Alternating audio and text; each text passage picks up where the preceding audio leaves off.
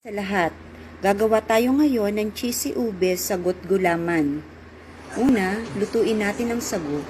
Lagyan ito ng violet food color. Isunod ang gulaman, ilagay sa dalawang container, ang isa ay kakayudin at ang isa ay hahatiin into cubes.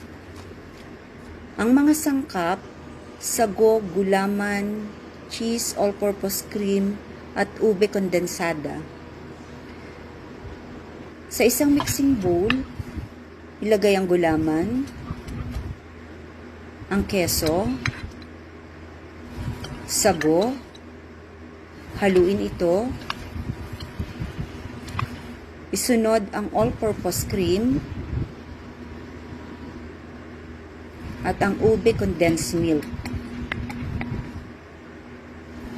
Haluin ng maayos upang ma-distribute lahat ng ingredients. At ito na ang